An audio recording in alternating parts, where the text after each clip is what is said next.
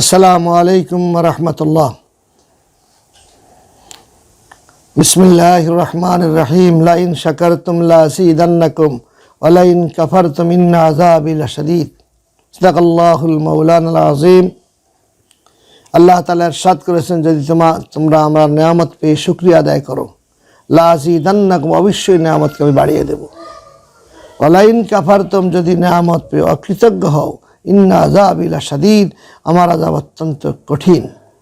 আমরা বাংলাদেশের মানুষ, বাংলাদেশে নিয়ামতে ভরা আল্লাহর এই দেশ, মাটিকে ভালোবাসা আমাদের ইমানের অঙ্গ। দূরেরও কাছের, দেশের বিদেশের সম্মানিত দর্শক শ্রোতা ভাই বোনেরা, দারুল ইরফান দরবার শরীফের নিয়মিত পরিবেশনা, নিয়মিত আমরা যে বিষয়টি আপনাদের সামনে উপস্থাপন করছি, প্রেমের আয়না। সেই প্রেমের আয়নার মধ্যে চারটি জিনিস আছে: আল্লাহ প্রেম, রসুল প্রেম, আল্লাহর ওলিদের প্রেম এবং মাটি ও মানুষের প্রেম, দেশপ্রেম। আমরা আপনাদের সামনে উপস্থাপন করছি বাংলাদেশের মাটি। হেডলাইন: বাংলাদেশের মাটি। জান্নাতেরই আমেজ মাখা বাংলাদেশের মাটি, ফুলে ফলে সুশোভিত সোনার চেয়ে খাঁটি।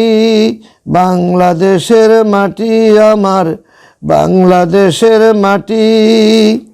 ভোরের বেলায় লাখো মুখে শুনি যে আজান, ভোরের বেলায় লাখো মুখে শুনি যে আজান।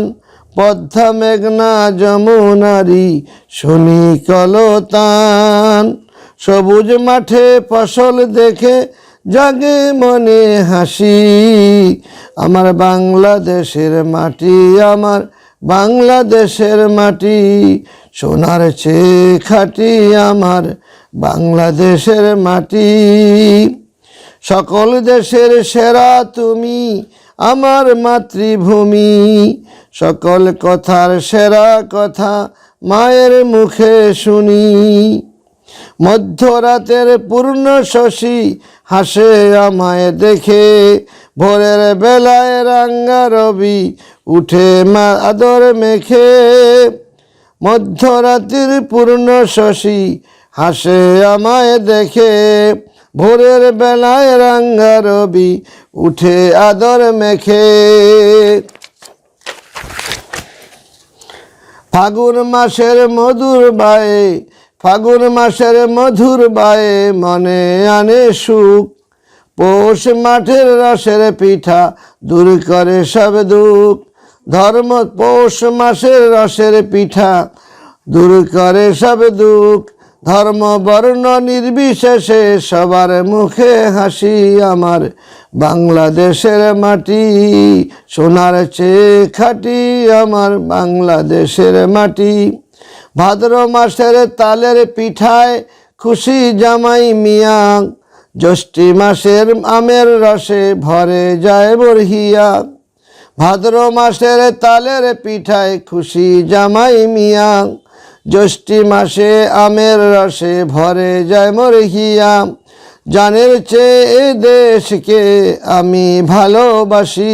আমার বাংলাদেশের মাটি, আমার বাংলাদেশের মাটি, সোনার চেয়ে খাঁটি আমার বাংলাদেশের মাটি। সম্মানিত দর্শক শ্রোতারা, আমরা বাংলাদেশে জন্মগ্রহণ করে ধন্য, কারণ এদেশের আবহাওয়া, এদেশের প্রকৃতি, এদেশের আপনার জমিন, এদেশের পানি, এদেশের নদ নদী সব কিছু মিলিয়ে দুনিয়ার বেহেশত বলবো আমি। সারা বিশ্বে যেখানে ঘুরি কোথাও নদী নাই, কোথাও আবার বরফ পড়ে সব সাদা হয়ে আছে, কোথাও আবার প্রচণ্ড শীত, কোথাও প্রচণ্ড গরম। অনেকগুলো আপনার নিয়ামত এই দেশে আল্লাহ তাআলা দান করেছেন। এদেশের মাছ, এদেশের পশু পাখি, এদেশের আপনার তরিতরকারি, এদেশের সব কিছু মিলিয়ে আমরা এমন একটি ভূখণ্ডে জন্মগ্রহণ করেছি যে ভূখণ্ড আল্লাহর নিয়ামতে ভরা। এমন দেশ আছে যেখানে অনেক কষ্ট করে দুটি গাছ উঠানো যায় না, কিন্তু আমার এই দেশে লক্ষ লক্ষ গাছ উঠতেছে, কেউ লাগায় না।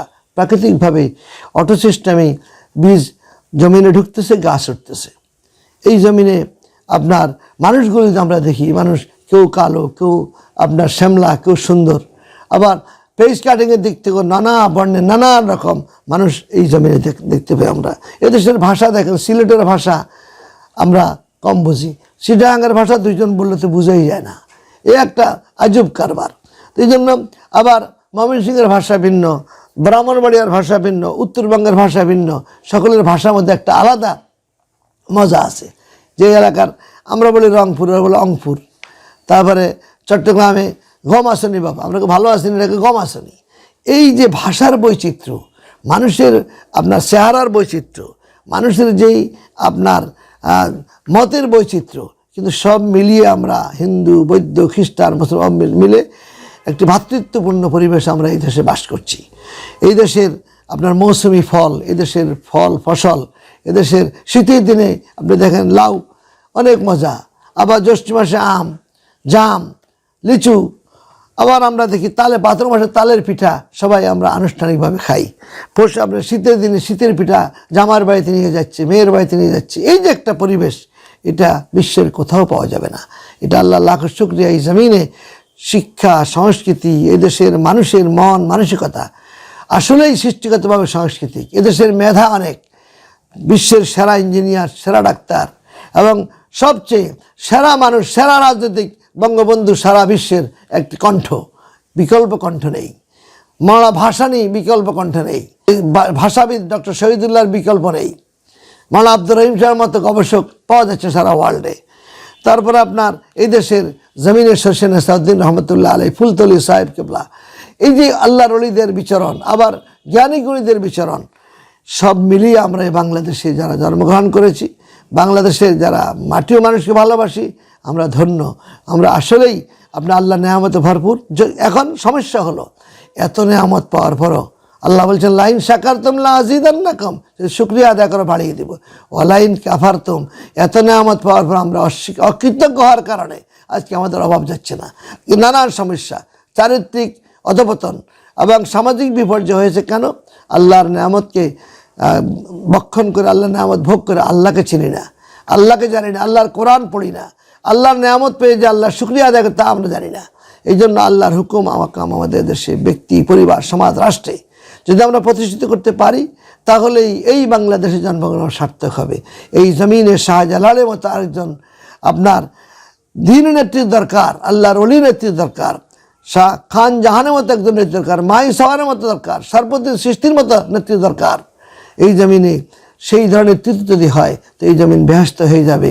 কারণ আল্লাহ তাআলা শিখিয়েছেন ওয়াজআল লানা মিন লাদুনকা ওয়ালিয়্যান ওয়াজআল লানা মিন লাদুনকা নাসীরা।